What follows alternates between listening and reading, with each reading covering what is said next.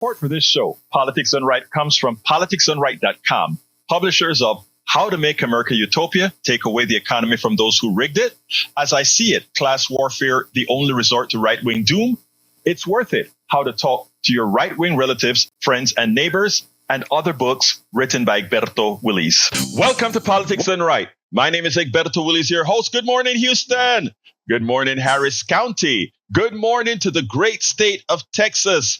Good morning to Northeast Texas, Southeast Texas, Northwest Louisiana, Southwest Louisiana. We are going to have a great show for you today. Welcome and good morning to the entire world receiving the signals via the internet, formerly known as ARPANET, created by who? We the people. Created by whom? You. With your tax dollars, with your investment in public infrastructure, with your investment in universities, colleges, high schools, and everything that made folks smart enough to create all these things that now we have the few attempting to control, the few attempting to monopolize. Folks, it's all about you. But before we get started, let's pass it on to Los Genios, the geniuses in the studio. Good morning, my brothers.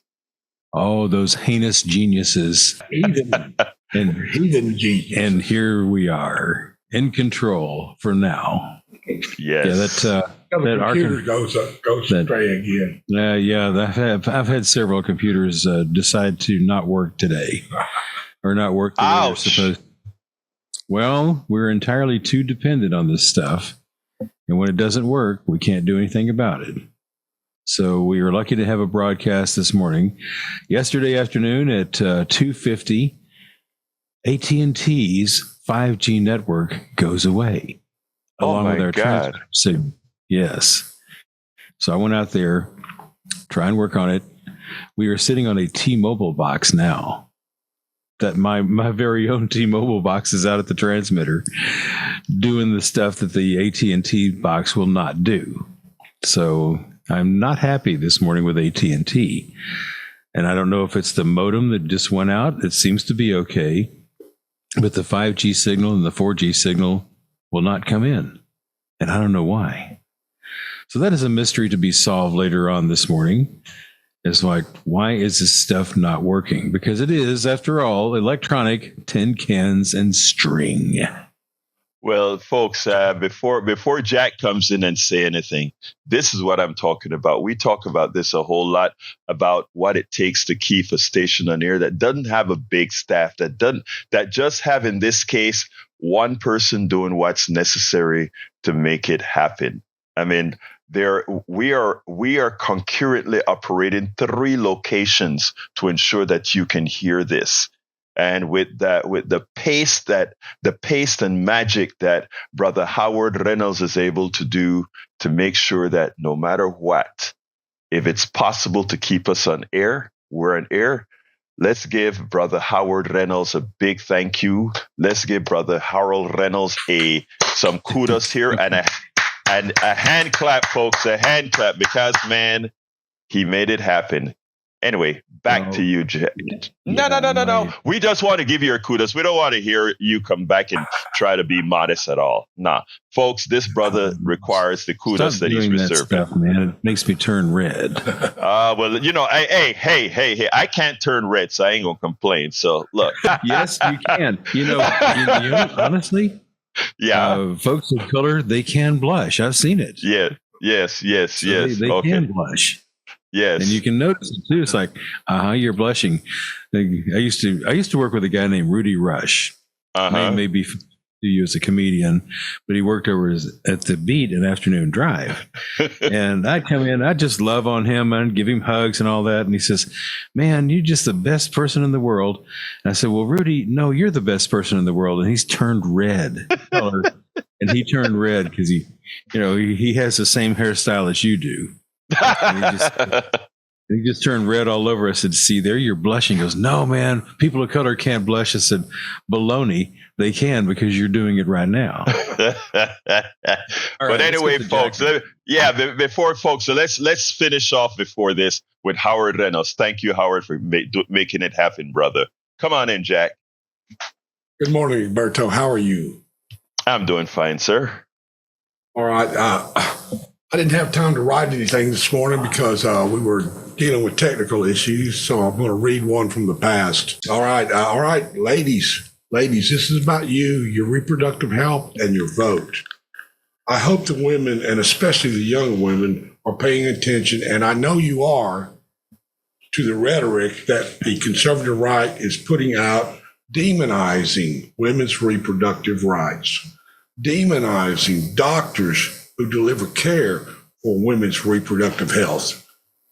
You see with your eyes that the conservative right is attempting to subjugate you and oppress you. Now, ladies, vote your interest. Vote your interest. A statement with your vote and claim your rights to your reproductive health. Take them back, girls. Take them back. Mm-hmm. Vote them out. Vote them out. Vote those Grinches out. Yeah, well, that's what I'm... All right. Well, look, thank you, Jack. And you know what? You started off with the right subject because that's what I'm going to talk about. But before I start that, I want to tell folks that the registration deadline to vote in Texas today is October 1st. The deadline is October 7th. Please don't wait for that. Please go to harrisvotes.com and go ahead and download that information to register to vote and send it in. If you're in Harris County, Texas, whatever county you are in Texas, the registration ends on October 7th. But please do it before and get it in the mail or take it down to your county office. We need every single one of your votes. When you hear Brother Jack talk about go out there and vote them out, you can only vote them out if you are registered to vote. And remember, we just cleaned up our voting rolls. They took off over 1 million people off of the voter rolls here in Texas. You know, whether you didn't answer a card, they thought you moved or what, they found any excuse to take you off, especially if you're in Harris County. So make sure you're registered to vote. I was talking to my daughter last night and she said, Dad, I've been checking to make sure I'm registered every week. Then I told her that I checked it for both her and her mother last week. They were still on the rolls. And she said, well, I am making sure to check every single day, which is what, you don't have to do every single day. But I mean, go ahead and check to make sure you're registered. harrisvotes.com, I think is where it's at. But wherever you are in this country, whatever county, whatever state, please, folks, make sure you're registered to vote. If you can go vote early, please vote early, but please do vote. Now, a lot of folks have been, not a lot, some people have, and these are not mostly men, all men. Why are you constantly talking about this woman issue? Why are you constantly talking about abortion? That's not the only subject. No, it's not. You're absolutely correct. The economy and a lot of things we always talk about, we'll continue to talk about.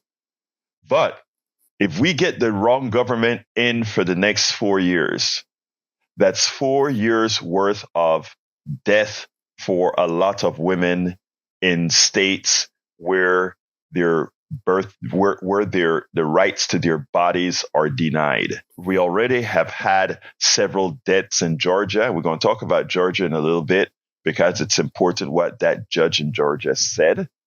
But a lot of women losing agency in their bodies, they will die. Some of them because they're waiting to be sick enough to be seen.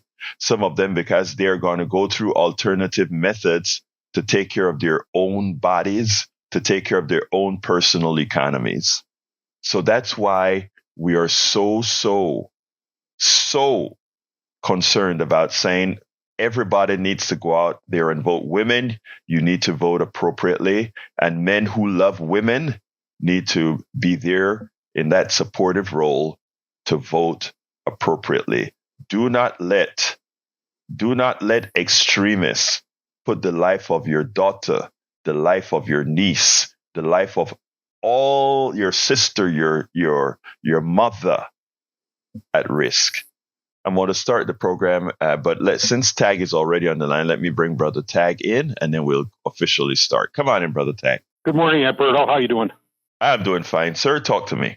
I just wanted to mention a moment about how quite often we see history repeat itself. You've probably seen that. I just remember the days of austerity here in this country, and I'm not sure if you were here from Panama then. You probably were. But the last time we had austerity was during George Jr. And the mess it created that Obama had to take over. But a lot of people forget these things. And when the Republicans come up with this idea, it's just like trickle down. You know, the austerity program really hurt our economy, and it takes a long time to recover. But what we're talking about here is the 2025 whole debacle is just a big plan to force austerity on our country again. And it just doesn't work. We know that from the past. So I just want to throw that out there this morning that we can't let this happen. It just would be detrimental to all of us. So, Tag, let me just say, austerity, you're absolutely right. Professor, Dr. Economist Richard Wolff can actually show you the charts that prove, austerity makes no sense. We always want to have an economy based on the Keynesian-based economy always works, right? In other words, when the private sector fails, the government is always there as a backstop, because the government in a country that has sovereign currency can create money to recover from wherever the private sector has failed. Keynesian economics has always worked. In fact, let's give some examples, right? Tag, if you look at how Brother Biden brought back this economy to be the economy of economists over the entire world, what he did is put Keynesian economics on steroids. He did what Obama was not allowed to do after the crash of 2008. He pumped money into the system as wherever it was needed. And you know what that did? That prevented us from crashing. That allowed us to recover from a pandemic, which 2008 wasn't a pandemic. 2008 was a man-made disaster created by derivatives, etc. In other words, they locked up the system in 2008. Here we had a pandemic that created these issues. And what's interesting is if you take a look at all the economies around the world, what Biden did with the American economy prevented that recession, prevented that. And by the way, for folks who says, well, he prints so much money, that's not what officially happens. But for those who say he prints so much money that we got inflation, again, you can review the blogs that I've written and what the experts have said. There was no real inflation created that was not greedflation. In other words, prices didn't go up commensurate with shortages at all. Real inflation is caused by shortages. We had spot shortages. We never had full shortages created by, meaning supply not being able to meet demand. So most of that inflation was just a money grab by the few, the wealthy, the corporate folks. So Tag, thank you for bringing that stuff up about austerity. Austerity is never, ever needed. Anything else, Tag, before I jump to Patrick? Yeah, there was another choice at the end of the pandemic or to get us out of the pandemic, and that was depression. Exactly. If you don't do some inflation in the economy, you're going to get depression and austerity. And yes, that was the choice. A lot of people don't think of the alternative to that. Now, I've just got to say real quick, I saw this article on French news last night. The price of butter in France has inflated by 100% just recently. Mm-hmm. And the reason being is because milk production is way down in cattle. And if it happens in France, it's probably going to happen here. But the thing people don't realize is that when you have these natural disasters like this, that is the outcome, is you're going to have inflation.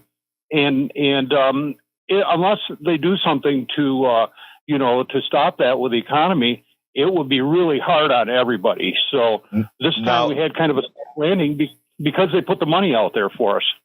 Now, Tag, I didn't read the story that you're saying, but that would be real inflation if I understood you correctly. You said milk production was down, and because you had a shortage, that is a genuine reason for inflation.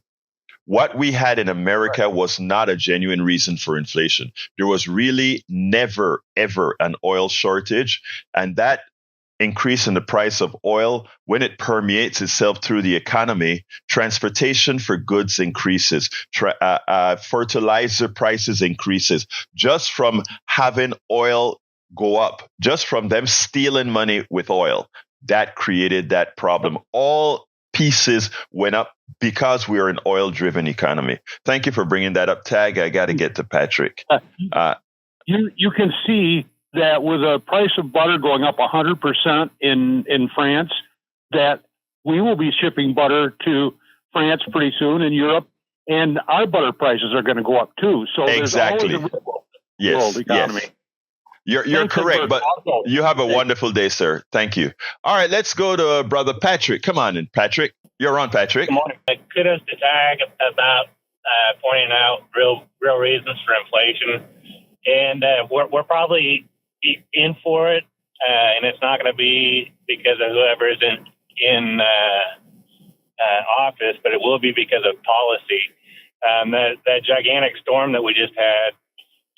Everybody's going to be claiming insurance claims, and everybody writes that off. So it doesn't matter that it went through the center of the United States. People on both coasts are going to be paying for it. We're going to be paying for it. This is just going to keep coming, and these storms were actually a policy of one of the parties.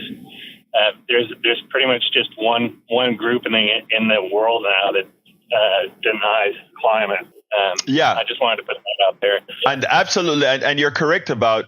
Let me tell you what's interesting, right?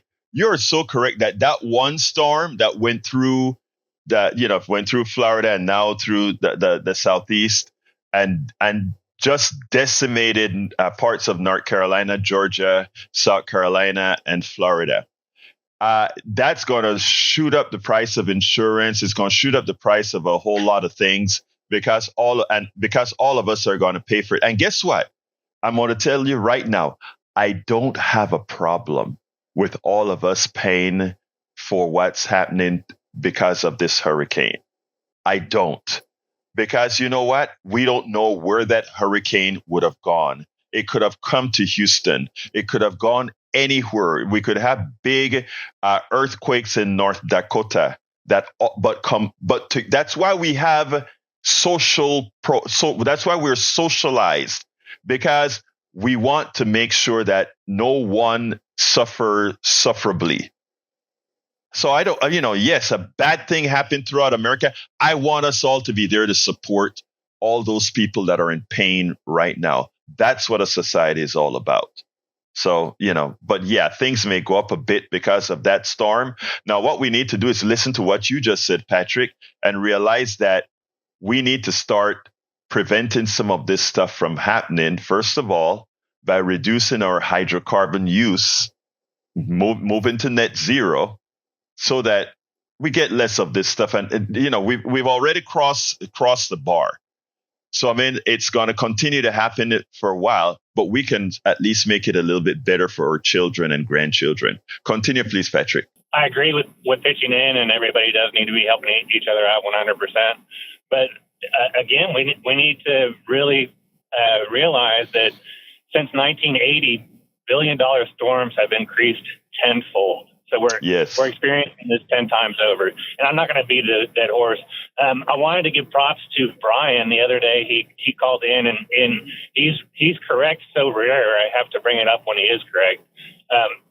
Panama did make abortion illegal.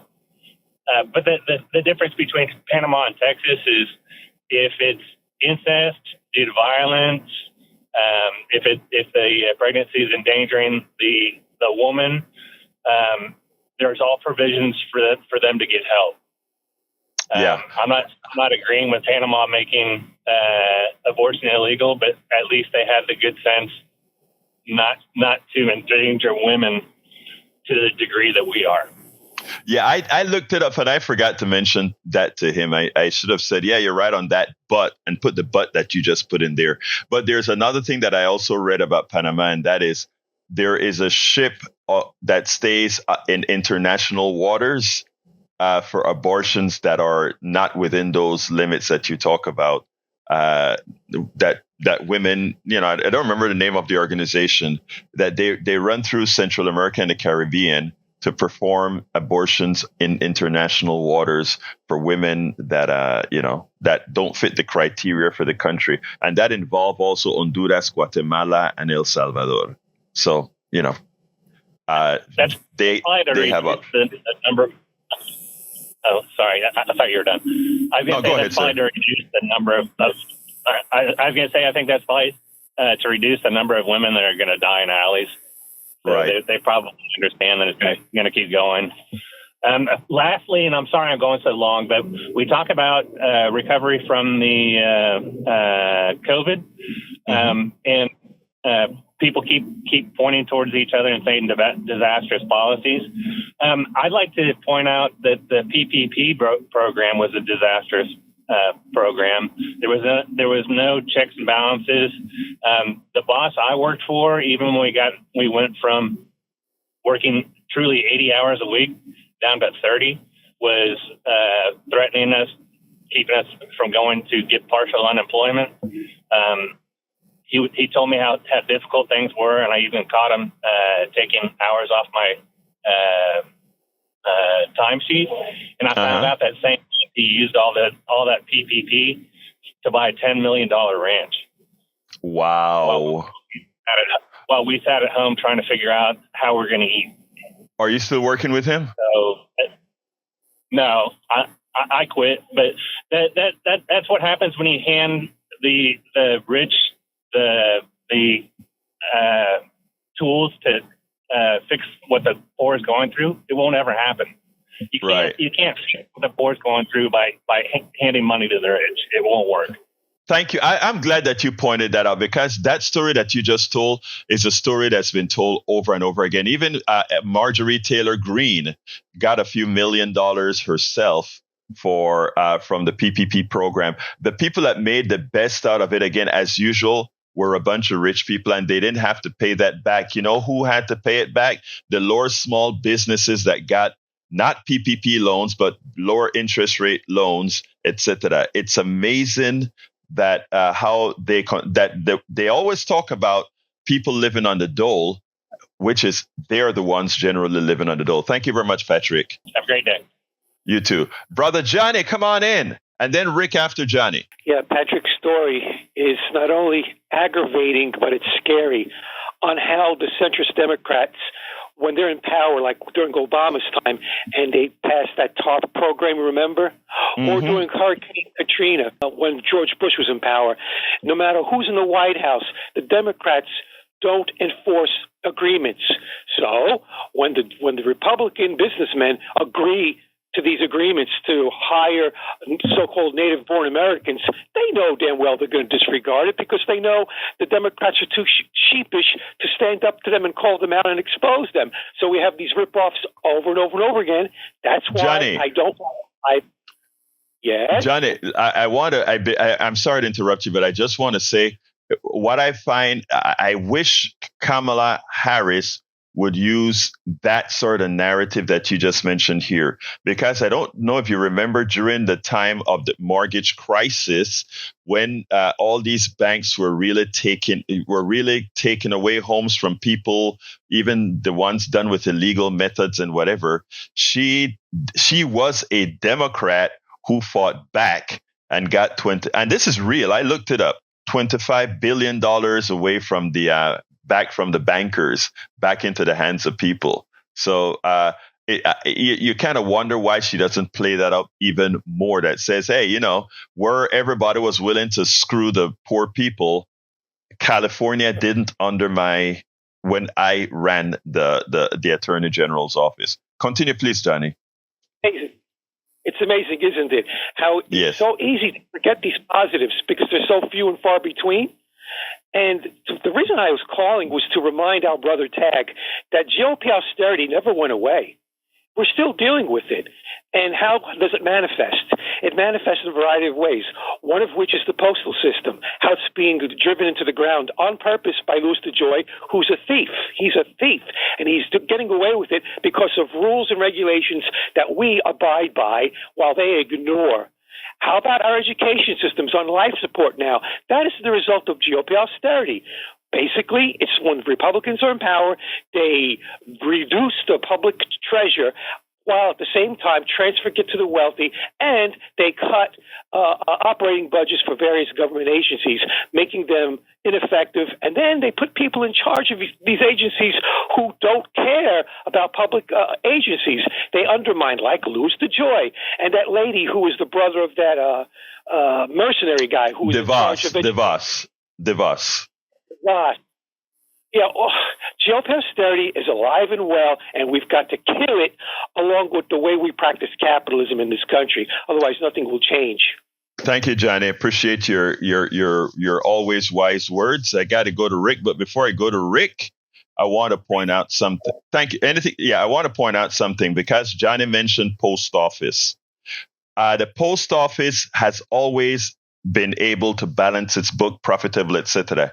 They were forced to come up with $75 billion to front load the retirement program for their employees, something that no private company has to do.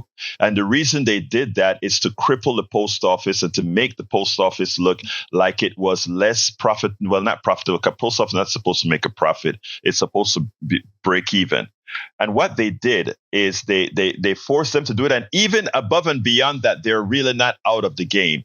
What the expectation is that they could find a way. The post office is in the Constitution, so they can't just get rid of the post office. But the attempt that they're doing is to offload a whole bunch of the private sector, FedEx, UPS, DHL, all these other private companies. You can't allow that to happen.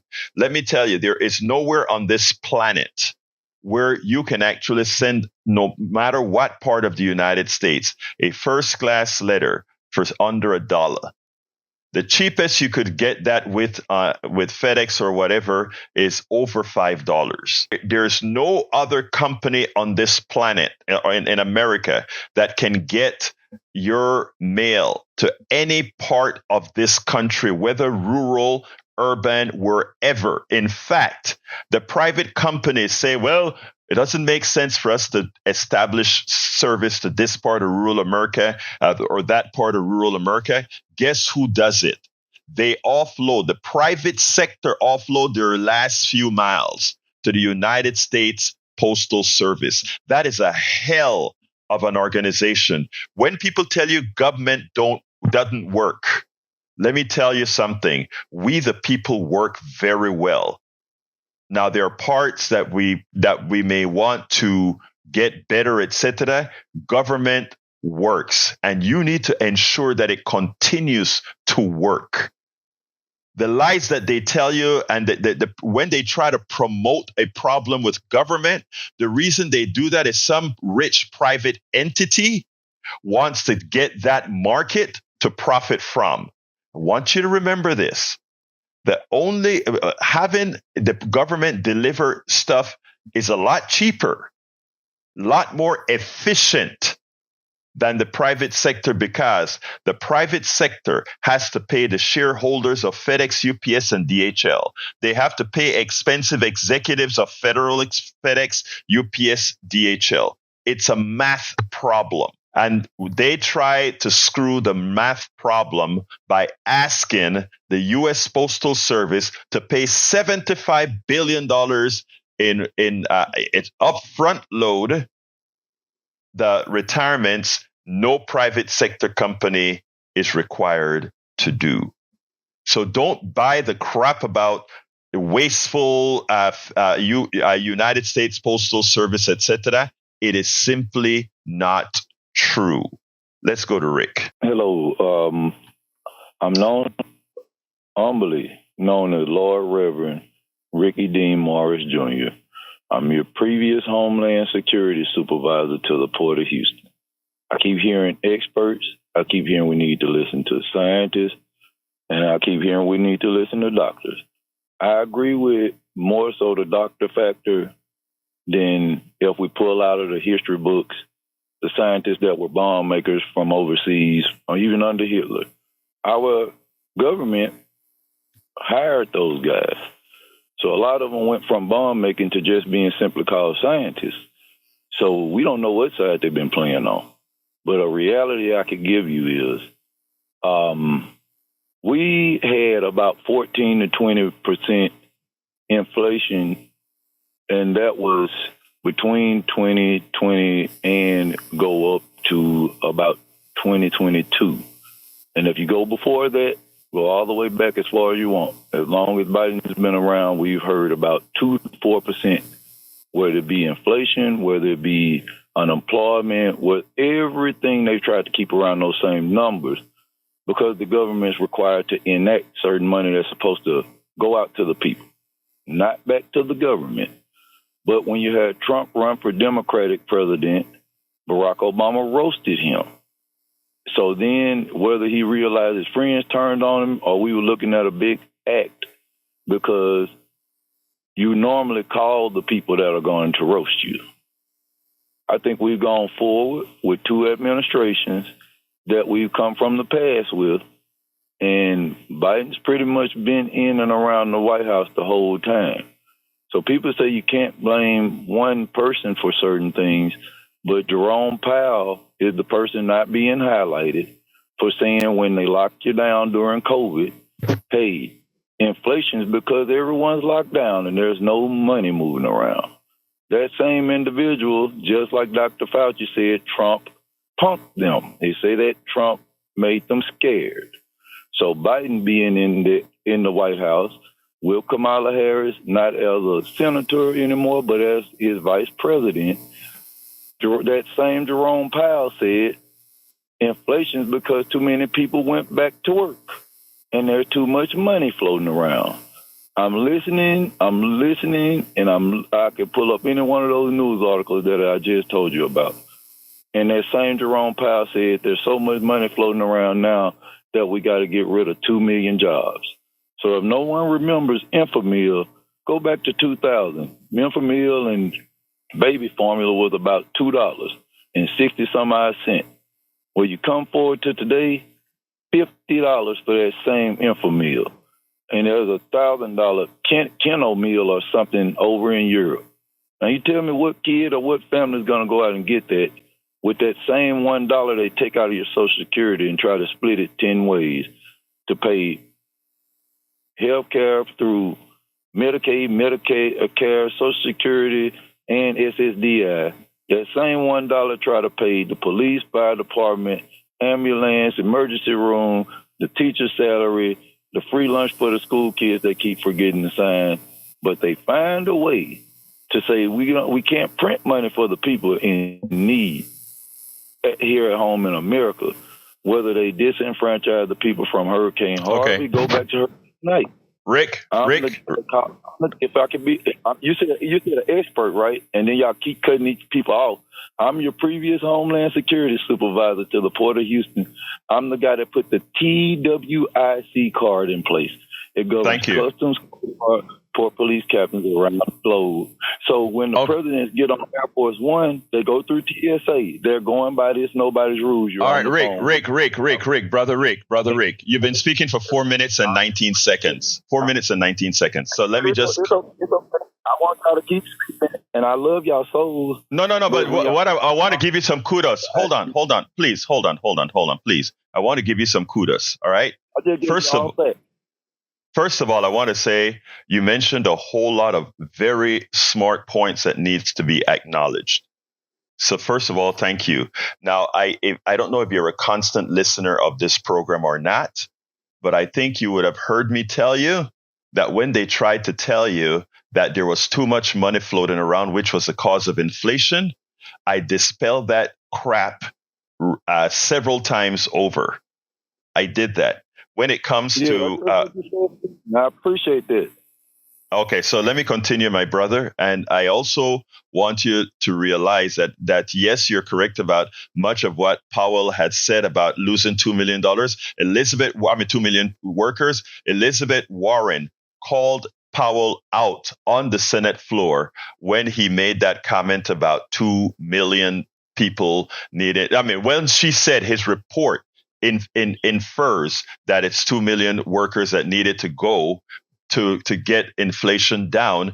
And when she pushed back, notice that we had the soft landing, not by losing 2 million workers, but in fact, employment continued to improve. So all of those things that they said was provably false, and reality also proved that out. Now, with respect to the docs, I'm glad that it worked for the docs or whatever, my brother. I just want to promote solidarity for all those strikers right now on the docks. Give these people the wages that they deserve. Hey, Rick, I got to go to another caller. I appreciate the information that you brought in to us, but I got to go and bring other people into the discussion. Thank you so kindly. And I need to finish my show as well. Thank you, Rick. Let's go ahead and go to Jeff. Come on in, Jeff. Hey, good morning, Egberto. How are you? All right. Good morning, my brother. Talk to me. Yesterday you had, I think Bard called in and said something about reparations. Mm-hmm. And I kind of agree with him. I mean, my father, his father, when does it stop? These people wanting just money from the past. It's the past. And well, let me ask you something, because, I'm glad that I like when people come back and say that, because this isn't something that we need to argue about. We just need to be fair about. And it's not about when does it stop. All right. When does it? I'm not necessarily talking about you as a person. I imagine I'm assuming you're a white guy. Is that correct? Correct, but okay. That's all I need. I just needed to know that. That's all I wanted to know, because what the discussion is, generally speaking, a white person may say, I didn't do anything that so I shouldn't be responsible for anything. Notice in the discussion that I had with Bard yesterday, I said that if we went ahead and say there is absolutely no inheritance, I could live with saying no reparations, etc. But the fact that we have inheritance, right? It means that the wealth. I agree with inheritance. Okay, let me finish. I do too. I do too. But what I'm trying to say, let me make the argument so that I can get you to stop thinking it's about, well, when is it going to end? It's going to end when it ends, because it never ends, because the people who have profited from slavery, the people who have profited from the what was done to the Chinese, the people who have profited from what was done to the natives, continue to profit from it today, whether you want to accept it or not. And let me explain it. If you notice, I spoke about inheritance, which you continue to support, which I would like to leave something for my daughter as well. But inheritance is on whatever the previous generation made, however that previous generation made it. So if the previous generation, previous generation made it on slavery, on ripping off the native, on all these other issues, that means all the value that has been passed down was made on the backs of those that you would not have had the level of wealth that you have, because a part of that was created from that free wealth. And if you want to look, and I'm not talking about putting $1 into some other person's pocket, I am saying understand the systemic issues that those policies created. And when you say, well, I had nothing to do with slavery, that's not true. Because again, if you inherited anything that ultimately came from that inheritance is based on that. And that is what many folks don't understand. If just like a lot of folks have inherited the state of life that they're in, the deprivation that they're in, that's inherited based on systemic issues. And all people who are looking for reparation is not giving Black folk or Latino folks or Native a dollar. That's not what it's all about. It's saying we need to create a structure to correct for what caused that problem in the first place. The problem of minorities being less wealthy than white people in the general isn't a mental problem, or isn't a problem of intellect, or isn't that they weren't able to do it. It's systemic. That's what created the problem. Don't you agree with everything that I said, by the way, sir? No, I don't, because what part? Hold on. What part don't you agree with? What part don't you agree with? It's not systemic. I mean, there's people. I mean, and if you look around in the neighborhoods now, the blacks and the whites are living together. I mean, in a middle class neighborhood. Yes, and I agree. Good. I like that. I agree. That's good. Exactly. So but what I'm asking, Jeff, I'm asking you what I said, specifically to what I said. What don't you agree with? Because I want to make sure and get that point. Well, the systemic part of it, I don't agree with. Okay, you know what systemic means? Sir, that's what, do you understand what systemic means? Give me your definition. Okay, systemic means the following. Because of the nature of, in this case, because of the nature of what slavery did, it affected the entire system. In other words, the entire system of wealth, the disparity in wealth, the disparity in what people have is a system-wide issue because we had a system of slavery. That's systemic. Did and it was a horrific thing that we did. But so you agree with that? So you agree with that? Yeah, to a certain extent, but I got to say this: when does it end? I mean, you're talking 4 generations. I'm glad you asked that. I am glad you asked that. I'm glad you asked that. Let me ask you this. Also, yes. 2 questions. When does it end, and who makes the decision on how much money and who gets it? And that's great. That's a perfect question, sir. That's a perfect question that you asked. And I agree with that. Okay. First of all, there are 2 questions. What was the cost of free labor altogether? And that is a number that one can calculate. Okay. When does it end? When all of that is normalized. In other words, when all of that is paid forward. I'm not saying you give people a check or anything like that. I'm saying you correct the issues that cause the disparity. And that's what it is. And it isn't like, okay, Jeff is going to have to pay this and send a check. That's not what it's all about. It's saying create the structures that mitigates that problem. So, I mean, when we look at it like, when does it end? That's not the question. The question is, when is it paid off? The French had asked Haiti, after Haiti beat the French for their own freedom, the French had to pay Haiti because they were considered property. The biggest injustice on the planet. You didn't hear America, the country, complaining about the slaves having to pay for their freedom. But when it's the other way around that says, well, why don't you pay for the labor? We get the problem. But hey, Jeff, this holds for a long discussion. And I'm glad that you gave us a chance to have it civilly. Let's continue the discussion at some other time. Okay? Okay. Thank you, brother. Let's go to Jacob. Jacob, I'm going to have to restrict everybody to about a minute now. Come on in because all the lines are full. Come on in, Jacob, real quick. Yeah. You think I don't like you? That's local, man. Yesterday, he don't like me. Why would I don't like you? Yeah, just because I disagree with your take on things sometimes. Who said I don't like you? I like you. Yeah, I don't like you. Yesterday. No, you hate my guts, brother. You hate me. All right, keep talking, brother. Talk to me. You know I love you, brother. Come, talk to me. That's local. Okay. But yeah, it's okay.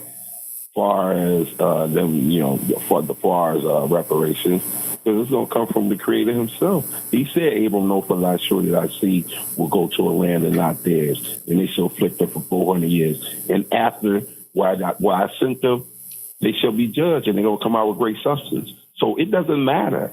The dollar, it ain't enough money to even take that back. It don't matter. We're going to get it from Him, the Most High Himself, who put us through this. So it is what it is. And with abortion, everybody, I don't care. If you want to get pregnant, that's on you. That's on you. I don't care. Go. All right. Jacob, I said a minute, brothers. But look, thank you. And let me tell you something, though. I know I was just messing with you, but thank you, brother. We'll talk tomorrow. Okay. Sorry, I'm messing with time. Let's go to Lynette. Come on in, Lynette.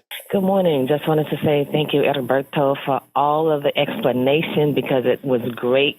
People can choose to acknowledge those facts that you gave, or they can choose not to. And let me just say to Brother Jacob, stop talking about the abortion issue as if it's on the woman. It's on the man, too, and it needs to be placed on the man as well. And that involves the financial from zero to graduation, not just the seed. Anyway, have a great day. Thank you. Thank you so kindly, Lynette. You always have wise words. Thank you very much. All right, let's go to Brother Ray. Come on in, Brother Ray. I just wanted to say, one thing I heard earlier, and that it kind of jogged my memory. I don't know what all these MAGA nuts and MAGA heads are remembering, but when I was going through the Trump years, I remember stagnant wages. I remember higher interest rates on my credit card. I remember, daily, dribble from this man on the TV. And I remember that one word, austerity. Right. Nothing moved positive direction. Everything was moving negatively when that man got into power. And I remember before he got into power, when Obama was in office, things were on the up and up. And he basically took that momentum and ran it into the ground. Ray, you know what? I had to interrupt you, but I do want to say something. What is so very interesting is Donald Trump learned one thing. If you keep saying you did something, whether you did it or not, people have a tendency to believe it. I saw some interviews yesterday on NBC that was very frustrating to listen to. The facts are out there for everybody to see the numbers. Ray, I got to go to somebody else. Let's talk at 3:00 if you're able to come to the 3:00 show. Thank you, my brother. All right, let's go to Tim. Come on in, Tim. Real quick, Tim, 1 minute. Hello, am I on? Yes, sir. Oh, okay, cool. It's Jim, actually. But how are you doing, Egberto? I'm doing fine, my brother. Talk to me. So I was listening to your call about with Jeff and he asked when will it end, and you said until the debt was paid off. Am I correct here? That is correct. Okay, but my question is how do you figure that out? Because a lot of stuff has happened to a lot of people at that time, unknown amount of number. It's how can you really figure that? You know what I mean? It's not. It's been done already. The number has been figured. The amount of trillions of dollars have been figured. I mean, it's not exact, right? And it's not like we're talking about paying each family individually it's about treating it systemically. That's the only way you can really treat it. But you can see what the production worth of cotton and all those numbers are there for you to figure out what that labor, you give a baseline, what that labor would have been, what the production. I mean, there are ways to calculate it like we calculate everything else in this country for GDP and all that kind of stuff. And that calculation has been made. Go ahead, Jim. Anything else real quick? Let me think. That's all right. We'll talk. Hey, call me another day, Jim, because I have a lot of calls that I have to go to. That's fine. Thank you, Jim. I got to get my thoughts in. That's fine. But thank you. Thank you, brother. Let's go to Brother Tall Boss. Yes, my brother. Greetings. Talk to me, Tall Boss, man.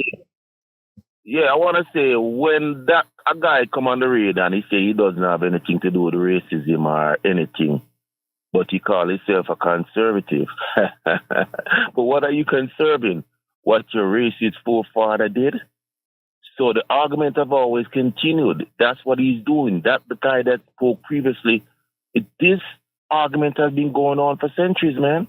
So he continues what his forefathers' legacies. You know what I mean? Calling conservative when we live in such a systemic racism because of him and his forefathers. Hey, Breda Tall boss, let me tell you something, man. The one thing that you got to understand is this, right?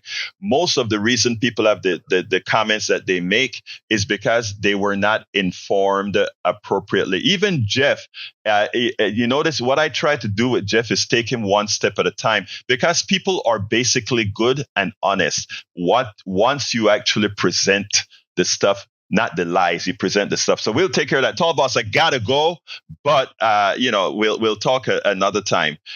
Please call back. I love to hear different inputs. Let's go to Brian real quick. Brian, you're gonna get 1 minute, and don't accuse me of cutting you short.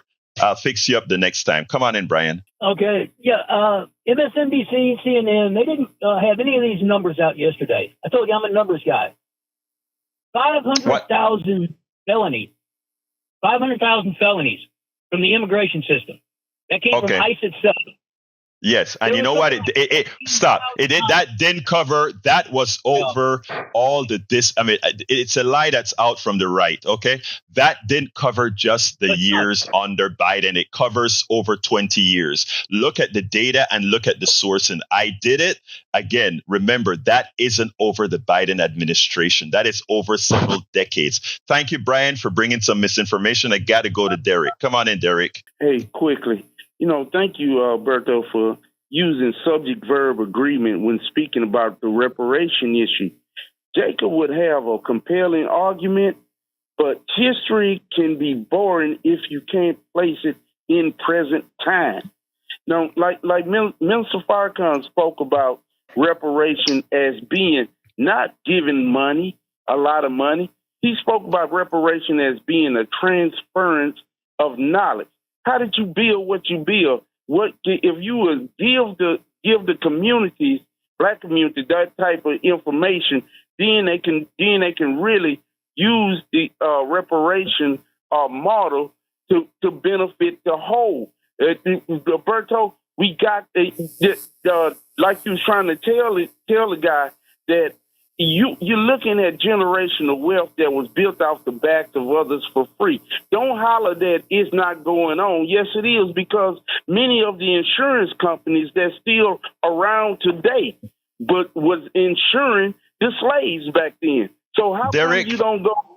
Derek, the insurance is a very important market to talk about.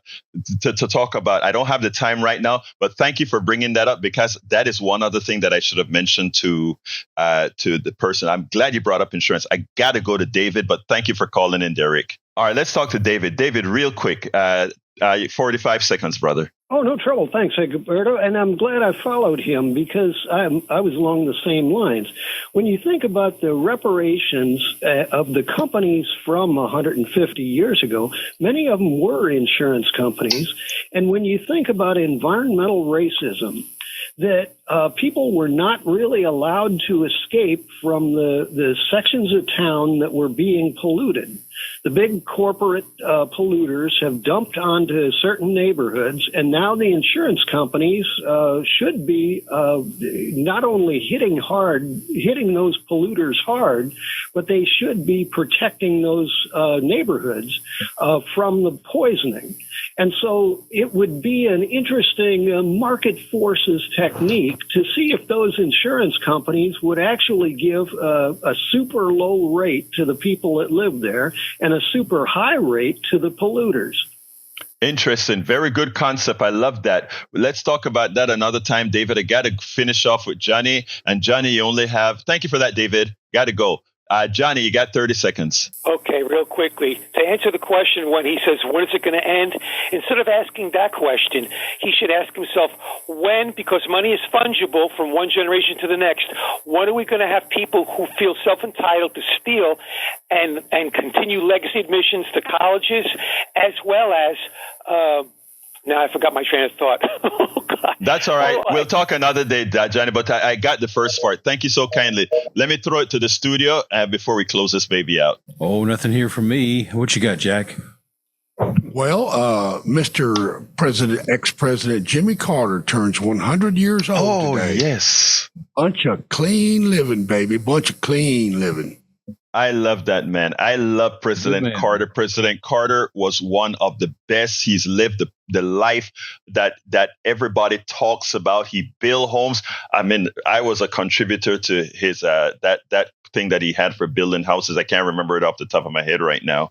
But Habitat for Humanity. Habitat for Humanity. Oh my God. I love the guy. I think he's the most moral president we have ever had. Anyway, folks, happy birthday, President Carter. Hey, folks, you took over the program today. I didn't cover not one of the subject in the stuff. So go to it's all at politicsdoneright.com/newsletter. Politicsdoneright.com/newsletter has what the program was supposed to be about. But you guys are so interesting with your calls. You come first. Anyway, we got to close out this baby. My name is Egberto Willies. This is Politics Done Right. And you guys know how I end this baby. I am what? Out. Support for this show, Politics Done Right, comes from politicsdoneright.com, publishers of How to Make America Utopia, Take Away the Economy from Those Who Rigged It. As I See It, Class Warfare, The Only Resort to Right-Wing Doom. It's Worth It, How to Talk to Your Right-Wing Relatives, Friends, and Neighbors, and other books written by Egberto Willies.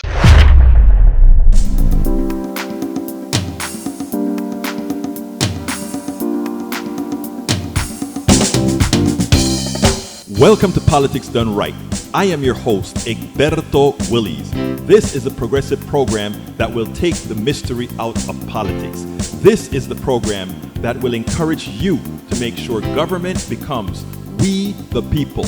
Whether you are liberal, progressive, conservative, or otherwise, you get to air your point of view.